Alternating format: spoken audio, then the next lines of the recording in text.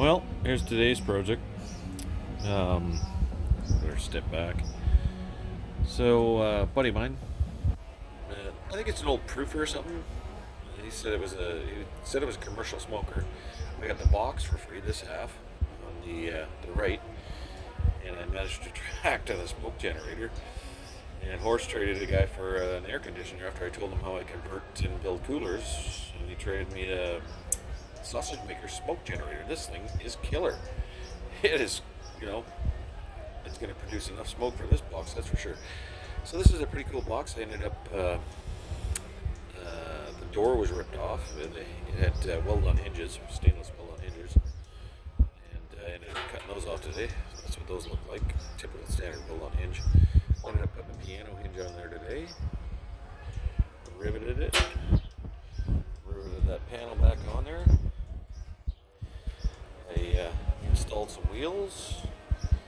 Riveted the smoke generator on there. This thing is killer. I'm really liking it. I think I put like 2 or 3 handfuls of chips in there, and it's been going for about probably an hour and a half. This thing is unbelievable. I'm gonna try opening the door here. I still got some latches and stuff to put on, but this thing's ridiculous.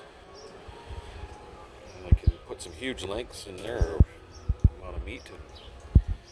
It's the new big smoker, that's for sure. I'm gonna see how I can clean off the rust here, right? We'll see how it comes off. I took a flapper disc to that.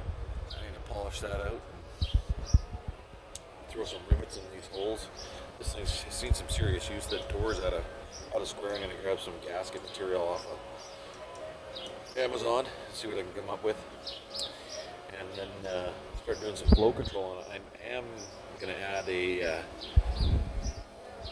4,800 watt electric element to it. It's going to be an electric 220 smoker. We'll run and control the smoke generator off of that power that's coming in there, and maybe build some controls. Maybe I'll do a video on how we build some temperature controls to turn this thing on and off, and so we don't electrocute ourselves, and it can actually control the smoke, so I don't have to monitor that. Once it hits 120, it'll control the smoke generator. I guess I'd have to come up with a lighting segment to how it would light the chips, but you load those chips in there and then turn the heat on, and shortly after it hits 120, it would start rolling smoke. It does have a baffle at the top. This thing is pretty killer. I do have a Southern Pride smoke chef, and that is it's the ultimate machine. So I'm really looking forward to finishing this thing. It actually took me about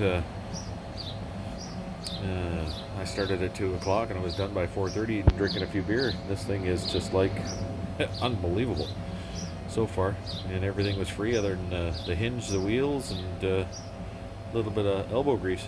So enjoy, and we'll make progress on it.